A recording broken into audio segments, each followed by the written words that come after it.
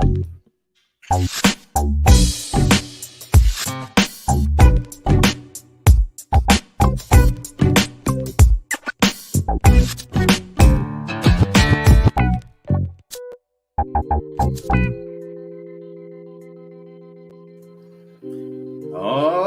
yeah. Here we are in August, the hottest month of the year, probably the hottest day of the year. Ladies and gentlemen, my name is Anthony Goodson, the host of Rebranders.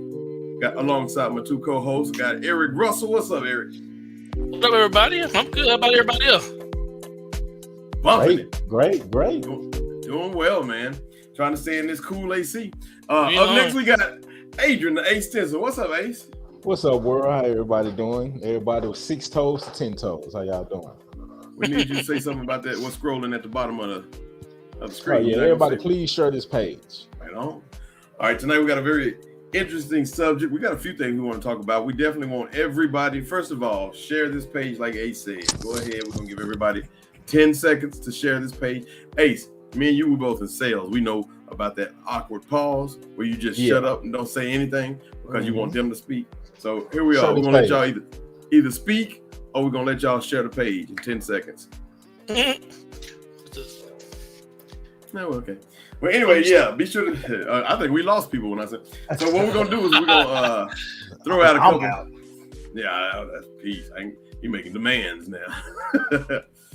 Got a lot we want to talk about. If y'all have anything y'all want to talk about, be sure to put it in the comments. We will talk about that too. We also want to hear everything that y'all have to say with regards to what we have to say. So tonight's going to be a fun show. All right, y'all. So first of all, how's y'all week going? Can I make a disclaimer real quick?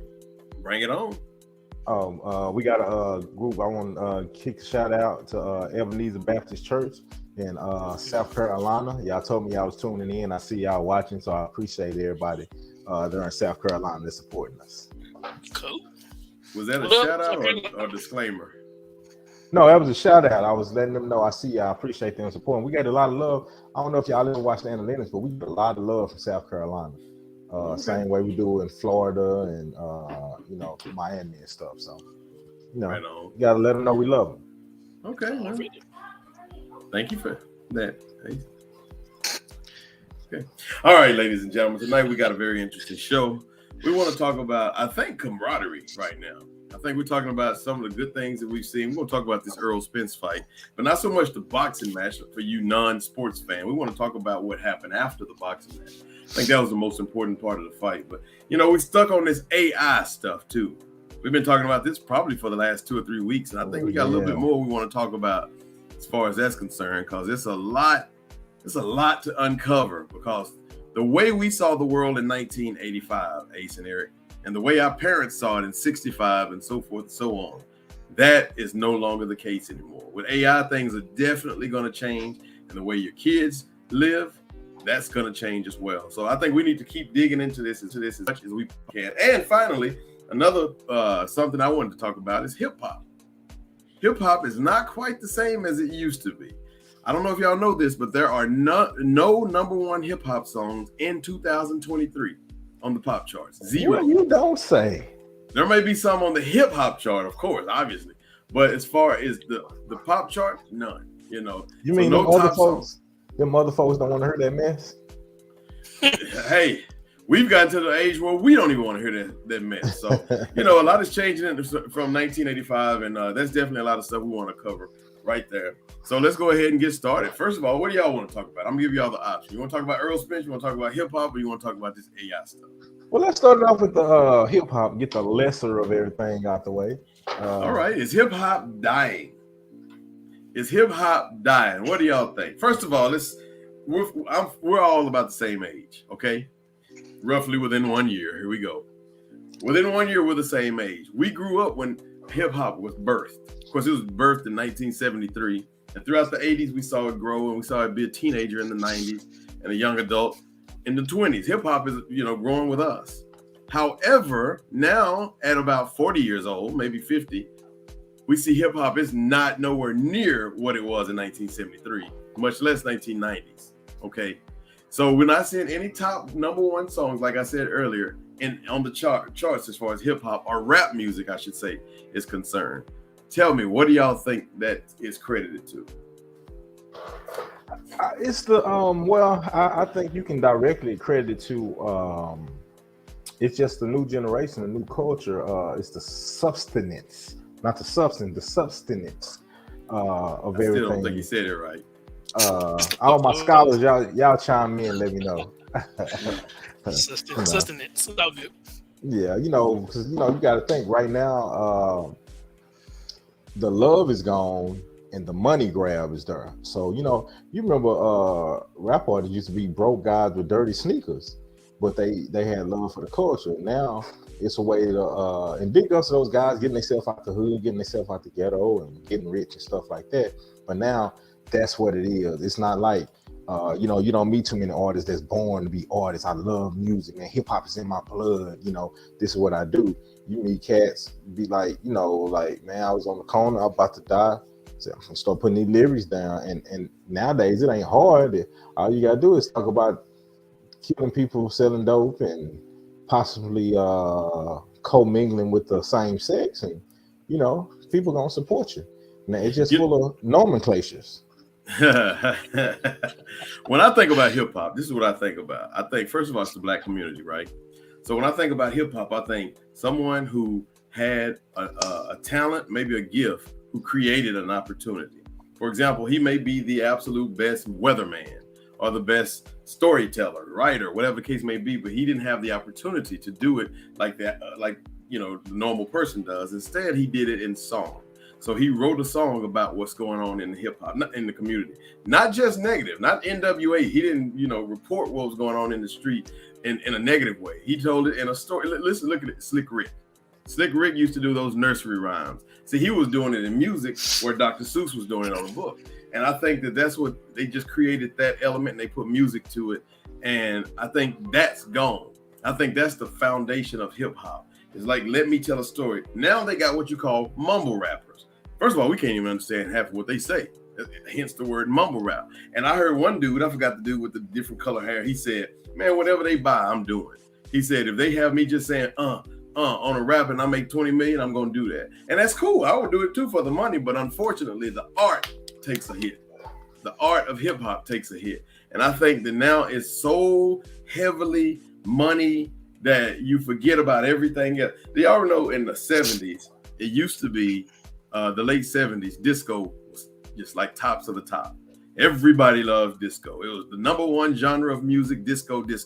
And then once the man found out about disco and how powerful it was, they started putting the word disco on everything. Disco cereal, disco belt, disco. And it saturated it so much that disco really kind of took a hit once that happened. And that once they packaged it up and they sold it, it was a loss. And I think kind of that's what hip hop is doing now. Yeah, it's definitely, and like I said, it's definitely like it's one of those situations right now where it's kind of like the people is going, the people have to make the difference. Like right now, the fact that it's not a number one, there's not a number one on the the charts, stuff like that. You got to look at that. But unfortunately, the current fans, I don't even know how it's sold these days. They buying the streams and downloading and stuff like that. So it's like one thing I could appreciate in like the 90s, especially the 90s and stuff like that. If it wasn't hidden, that's when we were saying whack. If it was whack, it stayed on the shelf. It wasn't no such thing as finding the radio wasn't finna play it. It wasn't finna get no rotation. If it was whack, it was whack. Funny you say that. Let's go to the comments. Misty Burke, she says, agreed. It's based on the beat, the music. You can say whatever you want with an awesome beat. And so, I love the fact that she said that, because I think producers are probably coming alive. We got better beats now than we've ever had before. A lot of, even Dr. Dre was stealing beats from the time before. So I don't know if the 80s, 90s, 2000s had these great beats. Some of them were. But today we got an awesome beat, just trash music. Yeah, but then most of the beats too is still sample. My problem, every generation sample. So let me say this, because I know youngsters think I be coming for them sometimes. My problem, the problem I have with some of these beats and some of the youngsters and stuff like that is the time period. It's like, it's cool to sample. Everybody sample, and kind of take it and do your own thing. But like some of them ain't even like taking the thing. They just taking the whole beat, maybe changing a rhythm or something. But like you sampling something that was like 10, 15 years ago, like Dang, that's stealing your junk. You know, it used to be, you know, like in the 90s, they were sampling the 60s and 70s and stuff like that. Now it's stuff like you actually got, I think, was it Tank, and he's R&B, but he ain't rap, but like he redid a song of some like one of his colleagues, like in his age range. I forgot the song he did, but I'm like, God dang, come on, brother. Ain't no kind of creativity going on. And that's what we're lacking, creators. There's no creators right now. So I think we all agree that hip hop music is pretty much dying, if not close to its own death. I think my curiosity kind of goes back to what we talk about in the very beginning of Rebrand Us. Does hip hop music equal hip hop culture? And is that dead? I don't think so. That's a great question, actually. The hip hop culture is not going anywhere. It's funny because I think what happened was the black culture has evolved, to the hip hop culture. Not all of it, not the full culture, not the full blackness, but black culture is synonymous with it, you know. And I think blackness itself is synonymous. So even if you see somebody sagging, I don't really consider that hip hop, but it is. No. I mean, some people may consider it hip hop because you can consider it punk rocker boys, them skateboard boys. They sag too, you know. So I think that's a great question. I don't think the culture is going away, the hip hop culture. I do think the songs. I don't think the music is going to go away either, but it's going to fade into something different. As y'all notice, we don't have any R&B, a lot of R&B. So it's going to fade a little bit more into R&B, a little bit more into, neo soul or something like that, and a whole lot less rap itself. So, yes, but you got them street dudes, they ain't going to let rap go away. They're all trying to be rappers. Yeah. Go to the comments, and then I'll let you say something. Ace says, I'm still listening to the 90s hip hop. Nothing is creative anymore. It's a dying culture. And that was Chad Butler. What's up, Chad? Thank you very much for watching. Thank you too. What's up, Chad? That's my main man. Hold on, before you say again, Ace. Mr. said yes. There's no authenticity anymore. Auto-tune as far back as Britney Spears. She cute, funny, but can she really sing? See, Mr. That's a great question. You should put an A instead of I, because she can sing. Yeah, she can sing, I guess. I can sing. It don't sound good, but can she sing? She can't sing like Whitney. She can't sing like Jennifer Hudson. No, none at all. Well, I think the savior, I think the savior is gonna be artists like her and who? Britney Spears. No, her. The artist her. Jennifer X period, E period, R period. But like I cut for her because she is she real, she authentic. I like what's the girl name? Ella May. I can't stand some of the dudes. Well, I can't stand none of the dudes right now singing. But I do think those artists are kind of saving R&B. So that's it. I ain't got nothing special to say. I'm just voicing my opinion. Well, thank you very much for your opinion. All right, y'all, let's move right along. Eric, you got anything else you want to say about that? No, I think we hit all the points on that one. All right, good. All right, moving right along. So this past weekend, y'all, we saw what was hyped up to be the greatest boxing match in this era of boxing, I guess. They say that every time a big fight happens. Earlier it was Tank Davis versus Ryan Garcia. Before then it was Tyson Fury Wilder. We hear this every 6 months. It's the fight of the century, whatever. But it's not necessarily the case. In fact, we saw a fight that was hyped up and been hyped up for the last several years. They put it together about 2 or 3 months ago, and this past Saturday the fight actually happened. But the fight to me was not the story. The story was, well, first of all, let me give you all that don't know the background. You have Errol Spence from Dallas, Texas. Then you had Terrence Bud Crawford. He's from Nebraska, Omaha. Both great fighters, both undefeated, but they're both friends. Both young black men. They're both friends, 135, 133. The hype was in both of them. I think the favorite, of course, was Bud Crawford. The Dallas favorite, for those who live around that area, was Errol Spence. They fought. It was not anything close whatsoever. In fact, it was just a whacking. It looked like a 25-year-old man playing around with his 10-year-old son. It was just not a fair fight. Don't look like really drawing a picture. Oh, it was bad. But the story is not the fight. I just want to let it be known it wasn't necessarily that. The story. Well, before you get to the story, I do want to kind of piggyback off of what you were just saying just then. At certain points in the fight, I did think Earl was gonna just reach in his pocket and pull out whatever money he owed him, because he whooped his ass like he owed him something. Like he owed him something. Wasn't even close. The story itself, let's go ahead and watch it if we can, was this right here. This is right after the fight. All right. And I think this is what the world needs to see. Y'all can see it, right? I'm not looking at what y'all looking at. Look at them. They're hugging, and we see that all the time. But Earl Spence, these are buddies. They're fighting. They had a fight with each other. Not only did Bud Crawford give him a big hug, that he hugged the whole team. They showing each other much respect. It's not a lot of, back and forth. Because we used to Mike Tyson being upset. But look, he's handing back his belts, which means nothing. It's just a gesture. He's giving him back the belt, even though, Bud still owns the belt because he won the fight. But these are friends. These are not enemies anymore. For us who watch boxing, we think, it's like going to work. It's like two people going to work and, they oppose each other. And they unfortunately have to oppose each other physically. But what we're seeing to me is just a class act. This is not a crab in the barrel situation. This right here to me is the situation that we need to be as a people right here in America. I don't care really what your weight is. That fella right there too big to be a boxer. he needs it. Hey, the sad thing about it, you said it's a class act. That's a sad part. This should be the example for everybody. This is how it should be in general. Like you have your differences, you put them to the side, and it's over with.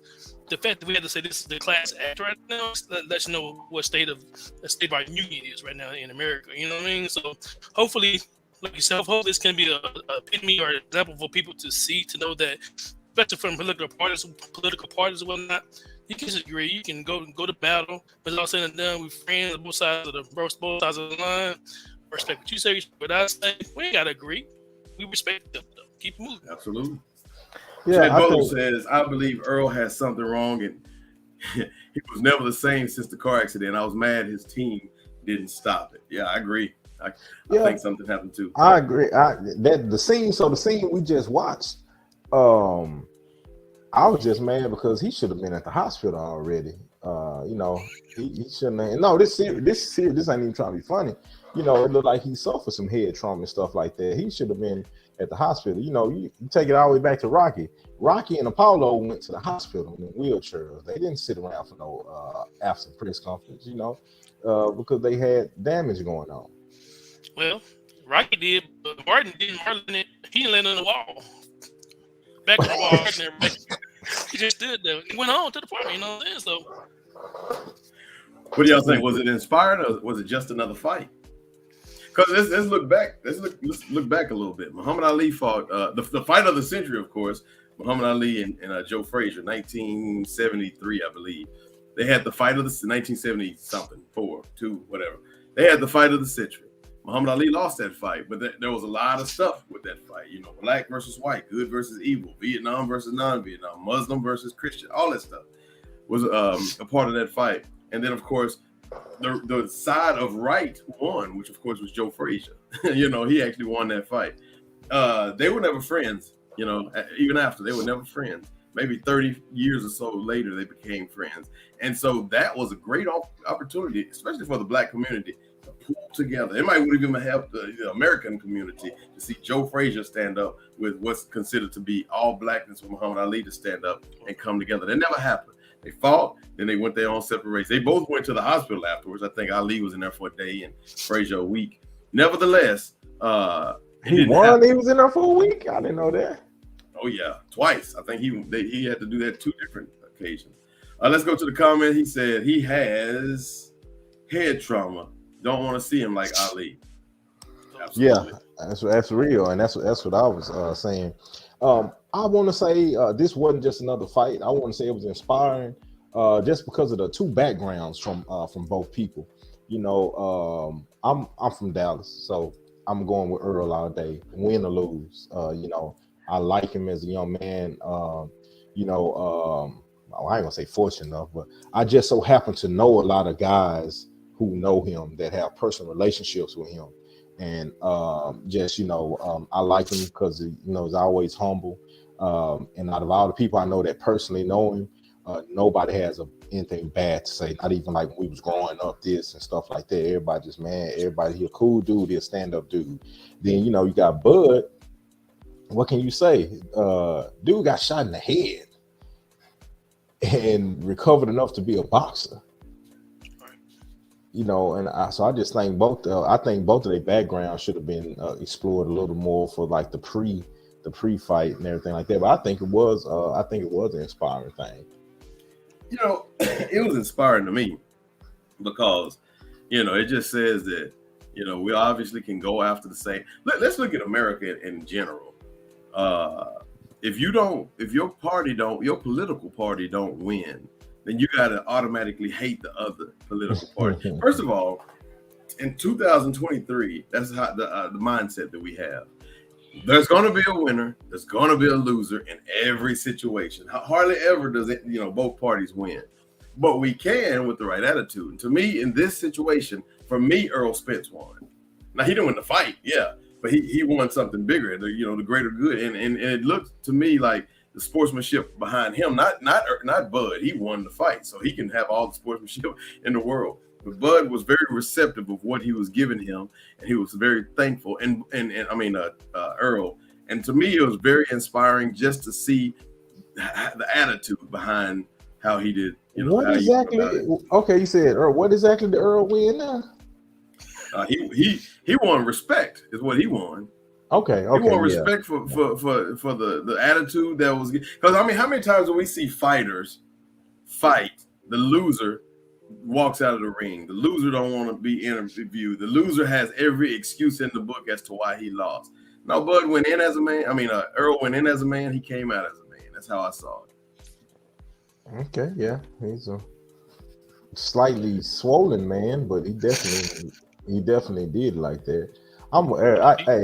I talk about whether it's still cats I talk about that took ass in high school. I laugh at, so I'm gonna laugh. But like I said, I'm an Earl fan. I support him 100%. But he took one. I put it like this: I can't say any names, and God rest the dead, wasn't involved parties.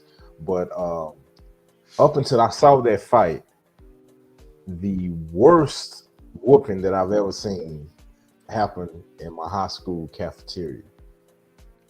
That fight there might have eradicated that and took the place of the worst whooping I've ever seen.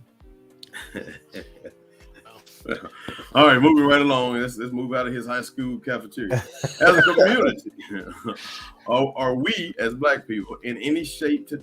This Ace wrote this, so if it don't make sense, y'all. You don't put this on me. You the one put it on the screen. Be self-sufficient. Sounding as a community, are we as Black people in any shape today to be self-sufficient? Ace? I asked the questions, won't you? So you admit it. I say as a community, self-sufficient, I would, unfortunately, I would have to say no. I don't think we are, because I think Chad. I don't think we are, because I think we're missing one of the key elements, and that's togetherness. I don't think we can be self-sufficient as a community because we're not going to support each other at all. Eric? I think it's a resounding no, only because, do we have enough farmers out there? Do we have enough bankers out there? Do we have, what all needs do we have? Do we have enough people in those areas to accommodate those needs? And I think the togetherness is a big piece of that too. But if you don't have the necessary equipment to make our ingredients, make a recipe complete, then the recipe never gonna be complete whether you got togetherness or not. It's gonna be a whole bunch of pieces missing, and it's gonna taste really bad, or you're gonna taste all the stuff that's missing, as opposed to it being a complete cake or complete pie, whatever it may be. So I feel like you got to have enough resources out there. We don't have enough resources. I know personally myself. I grew up where we had gardens and fields all around us. We had cattle, we had pigs around close to it, things like that. So I know I had to go out there now to skin a pig. You want to get it done. I'm definitely gonna be a vegetarian. I was talking to my kids about that the other day. So my first time actually was crazy. Was it yesterday or day before yesterday? We were eating salmon, and it was my first time. I never wanted to touch fish and skin, but I actually took the skin off the fish and everything. And it was like, wow, I always thought if we had the zombie apocalypse, can I catch a fish and skin a fish and cook a fish? And the answer is still no. So yeah, from that sense, no. But like the comment says from Chad Chad, Butler says, no, not at all. We too dependable on others. We are too dependable on others. I think the thing is, like Eric was saying, first of all, if we didn't have a job, what are we going to do at that point? Now, of course, being self-sufficient means we can go out and start tilling the land and all that stuff. If we don't have land, which we don't, now what do we do? I think one of the things that makes us self-sufficient is what you were talking about, Ace. Earlier in the show, right before the show, you were talking about Dr. Claude Anderson. We would definitely have to have that 5-story building. Yeah. If we don't have that 5-story building, y'all go and check that out. Then we don't have anything. So like any individual in America represents pretty much all the Black Americans. Like limited land, limited resources, limited everything. Farmland is not a good representation of what we are. I think most of us live in the city with very limited land, and even less knowledge on how to till that land. My little 6-foot backyard I got back here, I couldn't grow nothing. So no, I think we are fully sufficient of someone else. The government, perhaps, maybe the United States itself, business, but we can't do it on our own. Let's go to a comment. I've accepted we can't take everyone with us. I love it. Who is that? Chad? Oh yeah, y'all know we want everything as a people. And y'all know the thing about it is, like he just said, and me and him, we talk about that all the time. Y'all heard me say it all the time on the show. Well, first thing is the limited resources that we have. The question is, will we pool those together? The limited resources that we have as a people, will we pool those together to make an effort? The second thing is, like the comment said, we're not going nowhere till we leave others behind. We got to drop them. We got to let them. We got to let them go. Everybody who want to, sell dope, shoot, all the above. We gotta let them go as people. They the ones holding us back right now from the little bit that we can have. That's what our name is. Rebrand. We trying to rebrand us. Rebrand how America sees us. So does rebrand us mean that we let them go, or we educate them and bring them with us? Man. That's all I got to say about that. Let's go to the comment. I think this chat, he said, we care about shiny things, clothes, cars, shoes, etc. Oh, yeah. That's it. You know how it is. All right, y'all. We're going to go to a break real quick. Eric, you had something? Just real quick. I watched that They Clone Tyrone movie. That's kind of what it's about. It was about like all the drug dealers and all the people that's bringing the community down. That's what we got to watch out for. It's in every city. You got drug dealers, and then Black, Hispanic, white. You got drug dealers. You got murder. You got all these people in these cities that bring the whole community down. So we really got to watch for each other. But I think rebranding means that we educate people, but we also meet them where they are. If they're not ready to join the bandwagon, then when they're ready, they jump on at that point. I think it can be both ends. Yes, let them go. We can't save them.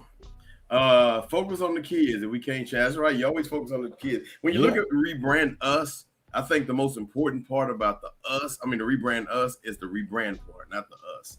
You can change the us to rebrand them, rebrand me, rebrand rebrand whatever. And I think that becomes a little bit more inclusive. Rebrand us is collective. That's the United States. That's everybody. So I think that's that's definitely the hard part, the rebrand us part. But I think, we can take the rebrand and we can kind of tweak things the way we want to. Let's go to the comment. This is Shane Blunt. What's up, Shane? Shane says, you have to have a diverse group of people. Some have knowledge on self-defense. Some have medical knowledge. Some know how to hunt and fish. Bring those people together and let everyone else who can't contribute go. Ooh. Whoa, wait now. Don't go too fast, Shane, because I don't have medical knowledge. I can't hunt and fish. But you put it bring it all together. So you still okay. I just said okay, I can organize. Okay, I was going to say, brother, don't leave me with these niggas. Hey, look, y'all, we're gonna go to a quick break, real quick. Be sure to stay tuned. We got great commercials we want y'all to watch. But when we come back, AKAs are the first ever sorority to own a credit union. What does this mean for sorority, and or what does it mean for the Black culture. Y'all stay tuned. Want to bring that curb appeal back to your home or business? Let us help you. Call Ace Power Washing at 469-337-4080 or email us at powerwashingace3@gmail.com. Whether it's sidewalks, driveways, house or building washing, we'll take care of you. Call or email today for your free quote. We'll see you soon.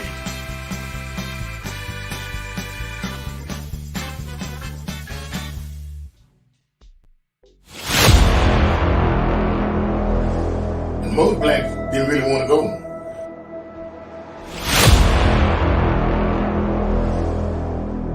It was terrifying. We just did what we were told to do.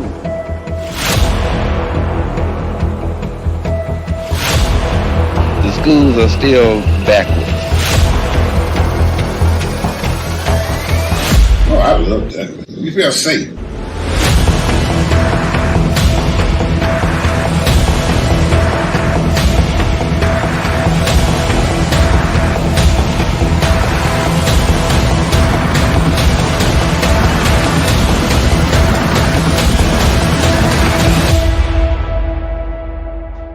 I ain't got nothing. I told mama no more. I said, I'm not taking this no more.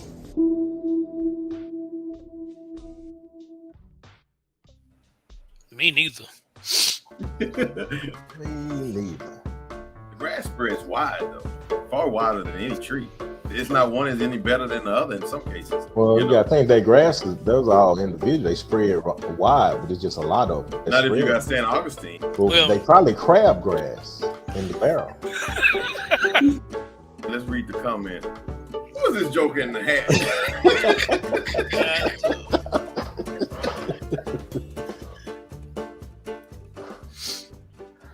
Seems like just yesterday.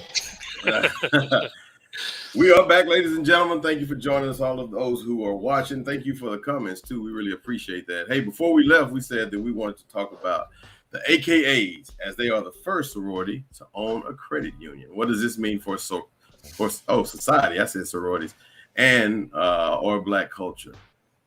So what's the name of it? I don't know. Good question. I ain't gonna break it up. Well, we know. So the AKA organization owns a credit union? Yeah. The national organization. And you know what's crazy about it? Like I said, I don't know the full detail, but I do know this is big. They're the first. Now, I don't know if they're just the first D9 to have this, or because they're not the first bank, Black bank, but I think they're definitely the first like D9 organization to have this. But the crazy part about it is, it was all kind of negative comments about it. Now I do know.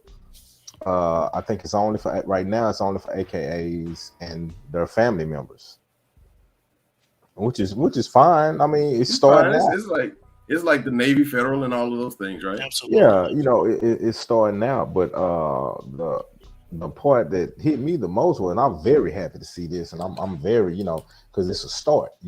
Hopefully next we see the rest of the D9 trickling down, getting it together, and starting these, and then after a while maybe we'll open up past family members and stuff like that. But the negativity, the hate, everybody like, oh, give it 10 years, and I was like, it goes back to what we were talking about, as a community. It's like, at what point are we gonna support and say congratulations? Would you put your money in this bank? I'm not a family member. If you had the opportunity to put your money in this bank, would you? Yes, I would. Would you put all your money in this bank, or would you start off? I mean, I guess if it's FDIC approved, you probably would. Yeah, I'm just trying to say, what I'm asking is, I would put money in the banks as long as it's approved by the government. I would. Yeah, but definitely. I would like to see who all talks the game. Not to say anything about you two. So it's called FMO Federal Credit Union for members only. That's the name of it, for members only Federal Credit Union. Just to specify, it's the first Black-owned, woman-led, sorority-based digital banking financial institution in the history of the United States. And so to answer your question too, I definitely would. I don't think it's smart to ever put all your money into one basket anyway. So I wouldn't never put all my money into this credit union. I would put a portion of it though, and just to see what kind of products they have, so to see if we can outdo another, obviously. So then you just kind of shop around like most people would do, if they got better interest rates in other places in their savings account or in the banking part of it, then hey, guess what? I'm gonna go with them because the interest rates are higher. I get more money off my money, right? But I definitely give them an opportunity just because it's a first owned sorority, and it's AK is a nationally African American woman sorority. So. All right, so the AKAs are the first ever sorority to own a credit. Now, what does this mean for society? Or what does it mean for the Black culture, though? I think it's a step toward, we talk about having resource and owning and stuff like that. It's a step. I don't understand the digital part. Y'all got to excuse me if you think I'm a little slow, but it's a digital banking financial institution. So I'm not too clear on that and what differs from that in traditional bank. Well, I would imagine a traditional bank has brick and mortar, or maybe this digital has its online or whatever the case may be, which is obviously an easy way to do it because with all the investments and all the stuff that they're doing with these banks now, it's really just a money grab more than anything else. Mm-hmm. So they're starting off slow. Obviously, it's a credit union, so it's not on the stock market or anything like that. So no one else can own it. And quite honestly, I believe that's what that means. So if you got a great Black business, we're talking Black businesses, if the Black community in any city wants to start something, they want to start a business, the question is, can you put your business on the stock market and allow the rest of the United States to own be part owner of your business?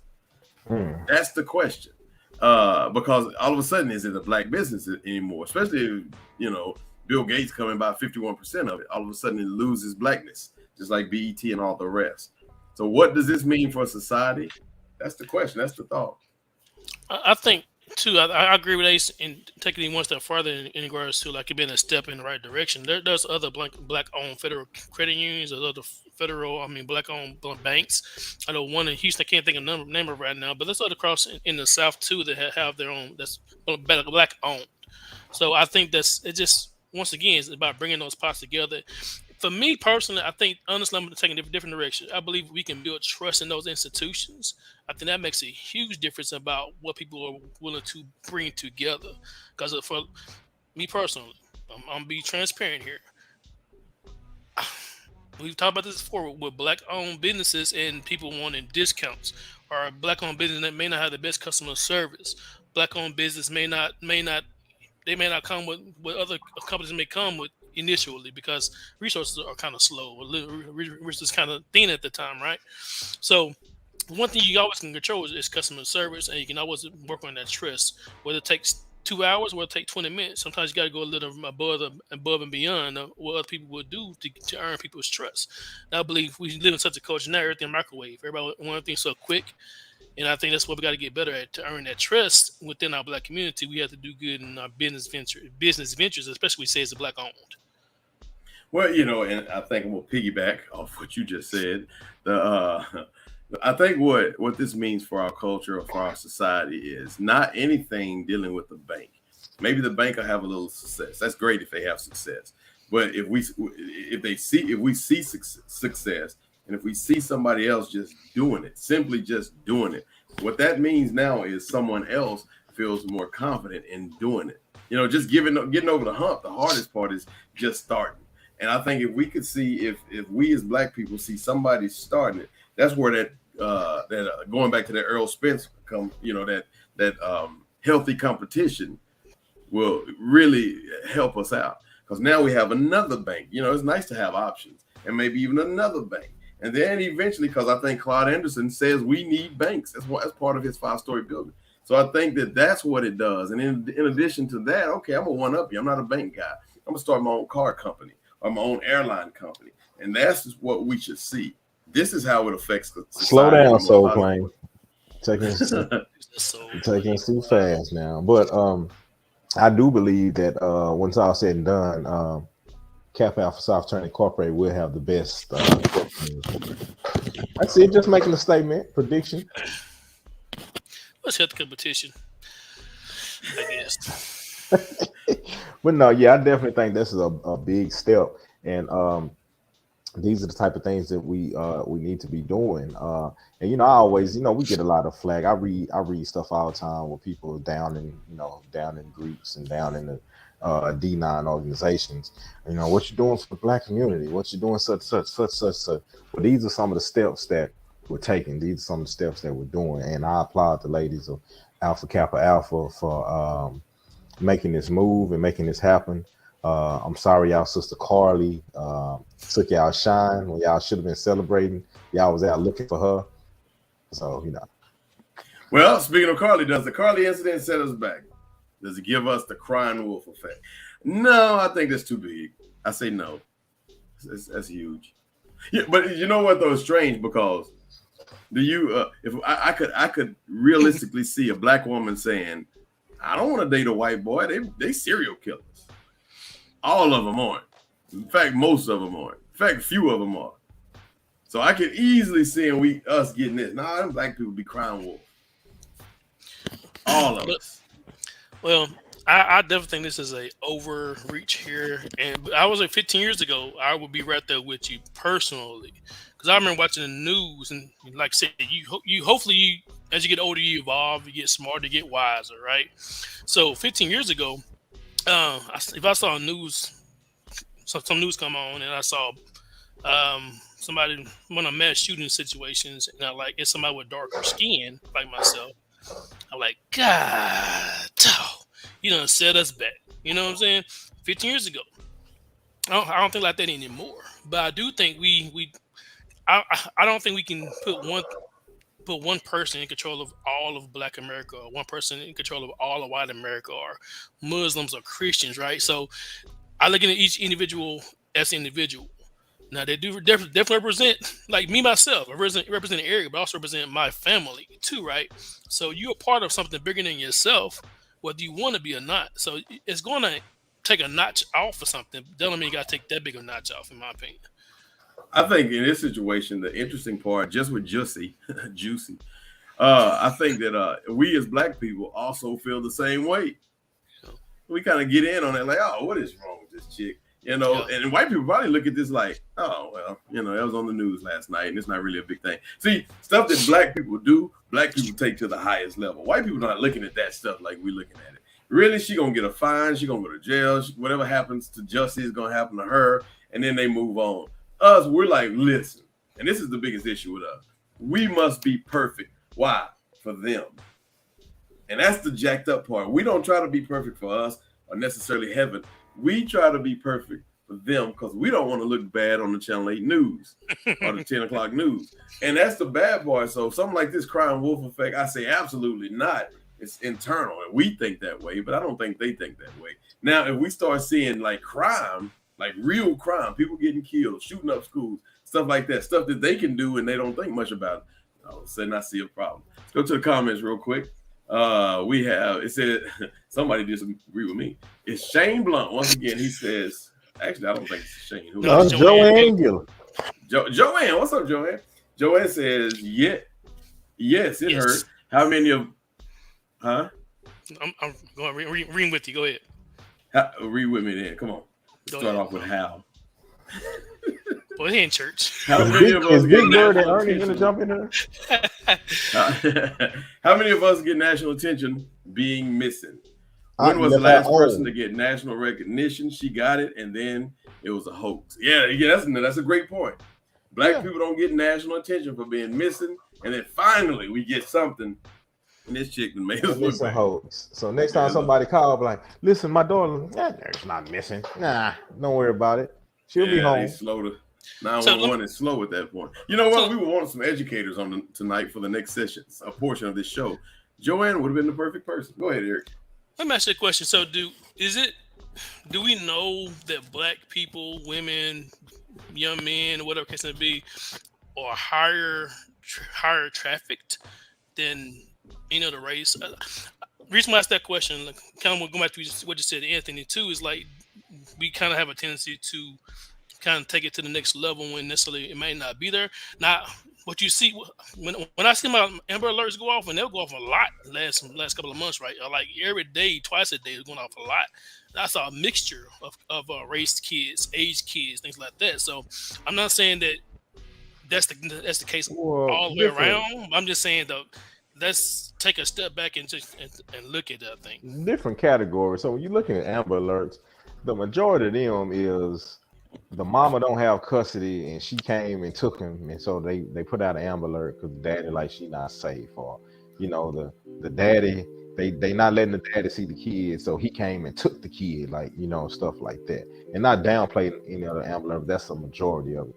But when we talk about especially black women getting national attention, you got to look at the statistics, and you got to look at everybody, all the black women that are still missing, that have gone missing, and we don't have a clue, they're still missing to this day. Not saying that other races aren't missing and stuff like that, but these are people you never saw on TV. These are people that about them because they family went to social media like help, and things like that.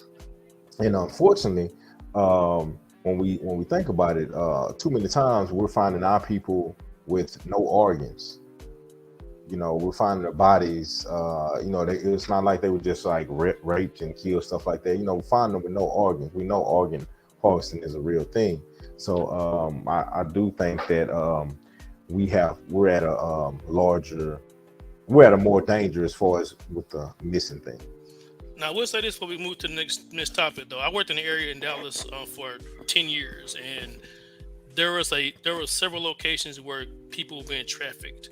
And it wasn't just black people. Now, this is just DFW again, so I can't speak nationally or even past the United States, right? But I know in DFW, there were several locations close to the area I worked in, just in that little area, that they found trafficked women, girls. They're all over that area on a regular basis.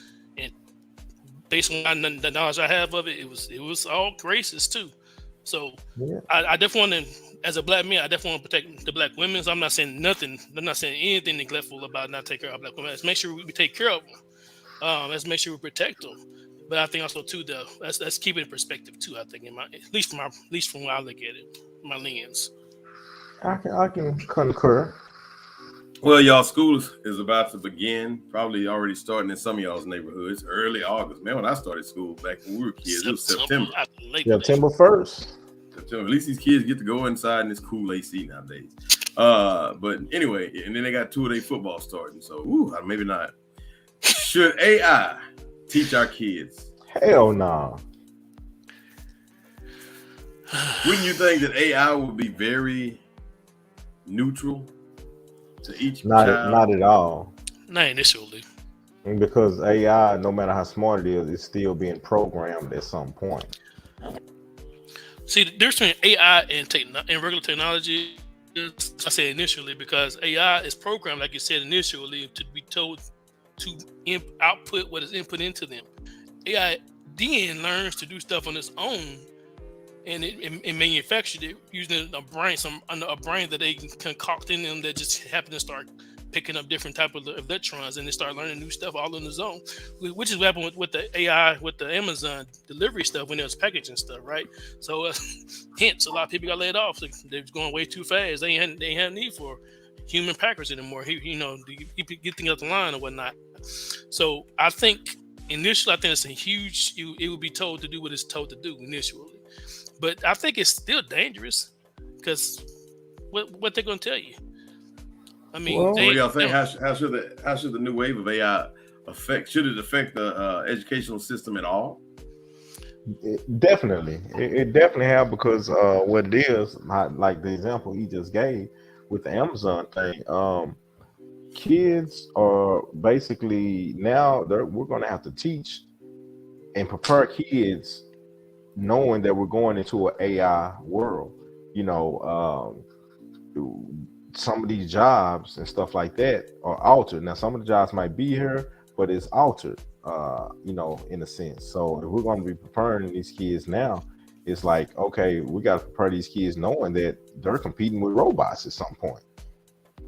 So what do you teach them? How do you prepare them? Artificial intelligence. That's what AI stands for those of you who don't know. You know, it's artificial intelligence. It's not human. Like, I think it evolves and it becomes more human-like because through research, and it's all through the internet. You know, everything is the internet. So it can think and it can calculate faster than a human can to get the results that they need. However, it's still artificial. This is what throws me off about AI. Is, you know, like even Facebook and all this other stuff have what you call an algorithm. What happens if the wrong algorithm is planned into AI? And it may happen. It's something they may not think about. You plan the wrong algorithm in there and it starts getting stronger and stronger towards that area and negative area, perhaps, maybe a sex world, maybe a violent world, whatever the case may be. How do we avoid that? Especially if you have a teacher teaching something in AI, one student say something wrong, or not wrong, but just say something, you know, unlike what they need to be saying. And the second student say it, and they're getting more of this information. And now it's starting to calculate online disinformation. And so to me, I think AI will never be perfected. The Bible never talked about it. I think a lot of things that the Bible don't talk about is a reason why you don't talk about it. There's certain things that we do, and I'm gonna go to the next question after we leave this. I think it's okay. There's certain things that we do that's not in the Bible that I think is okay. And then there are certain things that it's just too far gone, and it takes away that human experience. One of them, what professions do we feel won't be here in 10 to 20 years? Like, for example, an airplane to me is okay. That's something that's okay. It's not in the Bible. They don't talk about it in the Bible anyway, but we have it today, and it allows us to transcend time, and by, you know, shooting to places that used to take us months and years. Now we can do it in really minutes and hours. Are you talking about an airplane robot pilot, or are you talking about just a robotic? That's what I'm getting to. That's what I'm getting. AI, an artificial airplane pilot. I don't know that I want to deal with it. Let's go to the comments real quick. It says AIs may be fun to play around with. Exactly my point. Yeah, let's get you a human body that you fat and the AI body is skinny.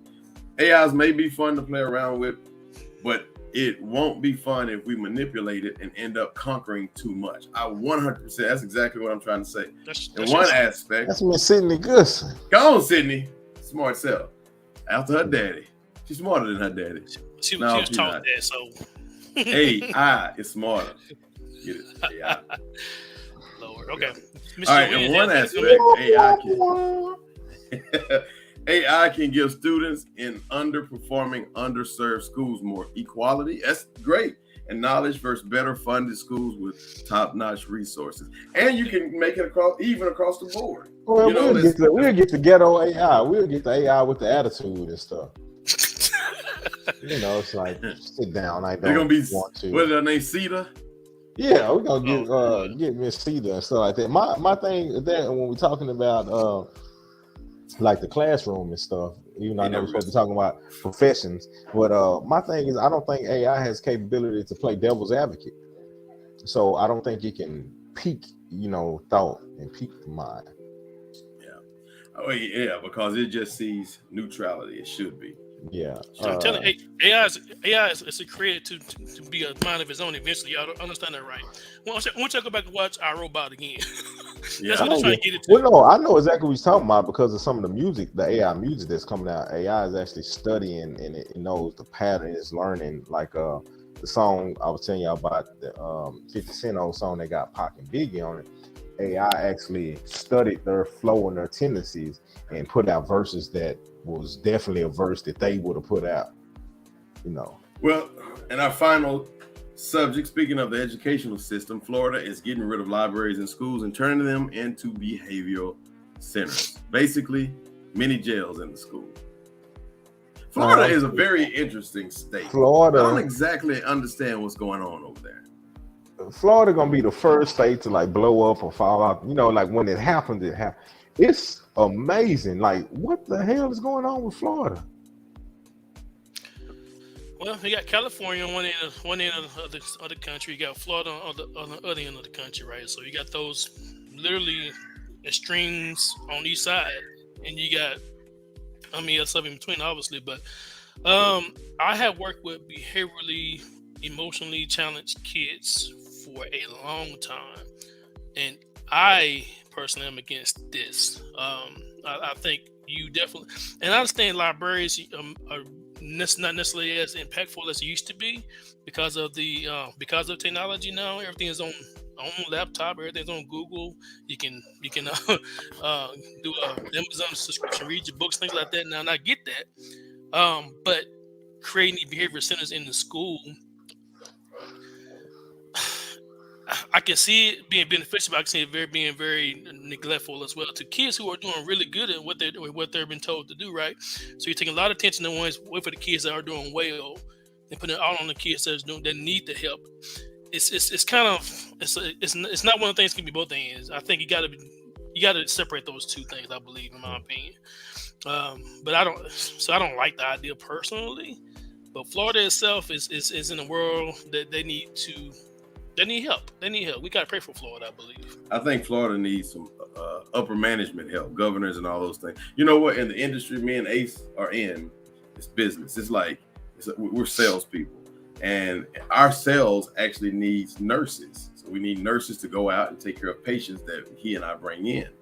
So some companies are smart. What they do is they say, okay, we don't have but X amount of patients, and we don't need any nurses. But what we're going to do is we're going to go get a nurse. That way we can work and start gathering enough patients so that nurse can be prepared, and we'll be prepared for when we have enough patients for that nurse to see. Does that make sense? So what we do is we have one nurse too many, and when we give her enough patients, we go get another nurse too many. It's kind of like the goldfish in the little bowl theory. If you got him in a small bowl, then he'll stay small. If you put him in a bigger bowl, he goes bigger. I think what they're doing in Florida is that theory. What's happening is they don't know it though. They're getting behavioral centers, getting rid of libraries. So what they're doing now is going to be creating more bad students. So they're getting one extra nurse, so to speak, one extra behavioral center, so that they can create more bad students to put in there. And I'm sure we've talked about this before. There are laws that are being written every day by different people. We've talked about the different companies, and these laws are written so that we can put more people in jail. This is what this is. So there's going to be a law eventually in Florida that have more kids in jail, in behavioral. So what'd you say? Oh, pipeline. You already know it. School penitentiary. Absolutely. Pipeline. There's a name to it. It's called ALEC, ALEC. I forget what it stands for, but ALEC is a company that writes laws for prisons that's also funded by prisons so that we can put people in jail. So the laws are written for the people to go to jail. And ALEC has been funded by the jail system. So this is an ALEC situation.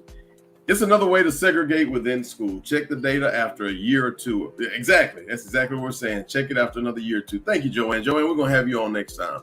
I apologize. Let me play devil's advocate too, because I have young kids in school too. And it could be part of the issue is that they're trying to accommodate is through the fact of having fewer teachers available, because they're in trouble staffing teachers for schools as they are in restaurants, as they are in most businesses these days. That they don't pay a whole lot of money, right? Because everybody wants the ones that pay a lot of money or that have a lot of flexibility.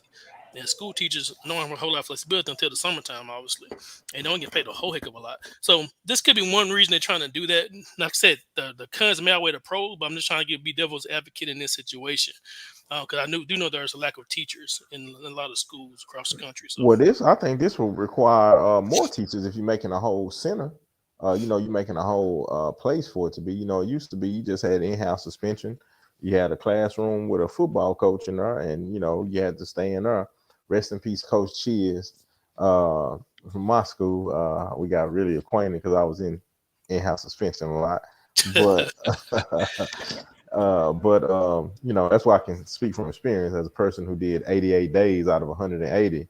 The old system worked, but I think if I had a place that was specifically made for that, it makes it kind of like how Goodson kind of say, it kind of feeds I don't want to say criminal mind, but the bad behavior mind. It kind of. I agree with that statement. I agree with him. I'm saying you put 30 kids in that little center in the library versus you got 30, maybe more in a whole different facility. That's going to cost you more staff members. That's all I'm saying.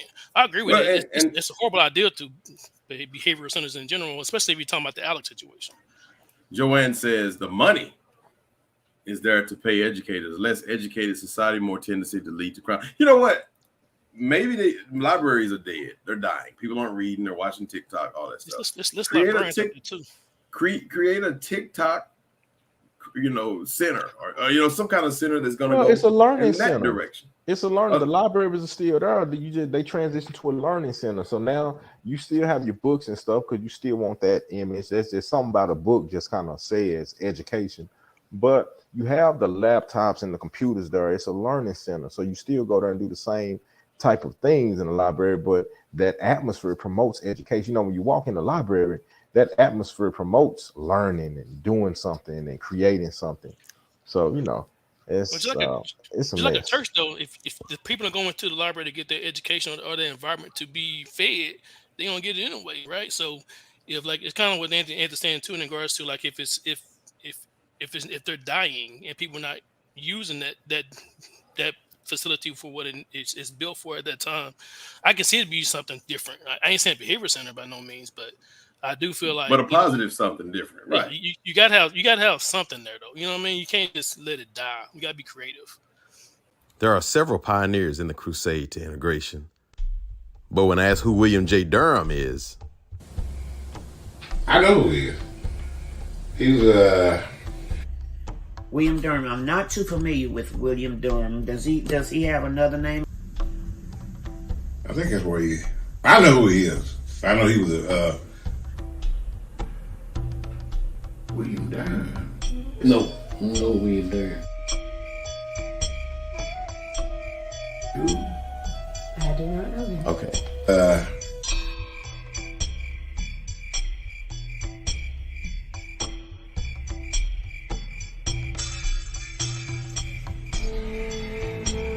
William Durham.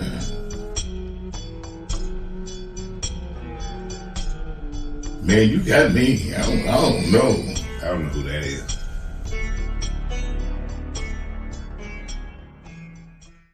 Hey, yo, Ace, who do we have on the show next week? I'm discussing the topics that have to deal with the black family. So the food or the drink is good when the person says swallow instead of swallow. We're going to have an interview with librarians with Tourette syndrome. And the name of the show is going to be titled Breaking the Rules. And we will have their mics muted most of the time. Married couples that swing at the playground. Are they confused or just risk takers? Giggity, giggity. We'll see how that goes. Catch Adrian, the Ace Stinson, and the rest of the Rebranders crew live Wednesdays at 7:30 p.m. Central on YouTube and Instagram at Rebranders Podcast, Facebook at Rebranders, or Rebranders.org. I work too hard. Look, I work too hard for this stuff, man.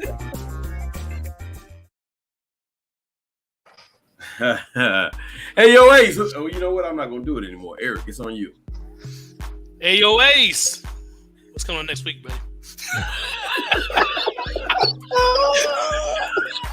I didn't feel right. Yeah, I know. Y'all coming out with Willerman. Well, hey, guys. Hey, next Wednesday, I'll tell you what. We're expecting snow. Next week, we're going to have a great show. I want everybody out there right now. Make sure you heard. Make sure you tuned in. It's going to be in the spirit, with school starting back. We're talking to a lot of educators and we're talking to a lot of students. So next week, we're actually going to have 4 guests. They'll be on the show. And we're going to be talking to overweight PE teachers. What the hell y'all been doing all summer? That's it. They've been training for Earl Spence fights. Did you see his trainer? My God. Yeah. Hey, thank y'all for joining us tonight. We had fun tonight. Chad, I think we had Joanne. We had who else? Sydney. Miss Griffin stopped by. Absolutely. Misty. Hey, Misty. Yeah. We thank y'all for joining us. Be sure to join us next week. We really do have a really good subject next week. Good topic. I can't wait. Y'all just have to be there, and we have guests. See y'all next week.